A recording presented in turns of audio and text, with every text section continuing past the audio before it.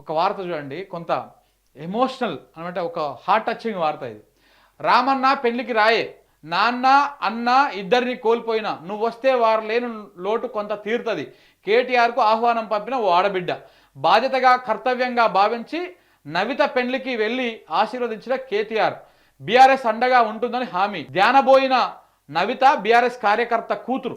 కరోనాలో తండ్రిని ఏడాది కిందట యాక్సిడెంట్లో అన్నను కోల్పోయింది. ఇప్పుడు తన పెళ్లి పత్రికను వాట్సాప్లో కేటీఆర్కు పంపింది, రావాలని కోరింది.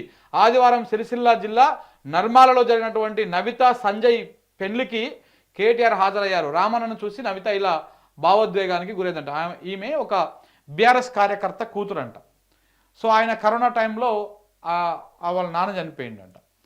మొన్న రీసెంట్గా యాక్సిడెంట్ అయ్యి వాళ్ళ అన్న చనిపోయిందంట. ఇప్పుడు ఆ అమ్మాయి ఒంటరి, ఎవరు లేనటువంటి అనాథ.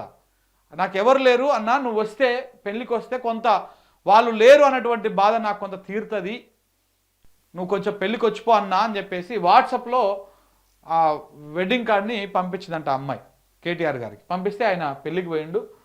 పెళ్ళికి పోయిన సందర్భంగా ఆ అమ్మాయి నవిత భావోద్వేగానికి గురైందనమాట. ఎందుకంటే వాళ్ళకు ఉన్నటువంటి పనులల్లా వస్తారో రారో అనుకుంటారు కదా, కానీ ఆయన వచ్చేసరికి ఆమె కొంత భావోద్వేగానికి గురైంది. మేము అండగా ఉంటాం అని చెప్పేసి, ఎవరు లేరని బాధపడకు, మేము అండగా ఉంటాం అని చెప్పేసి ఆయన భరోసా ఇచ్చినట్టు.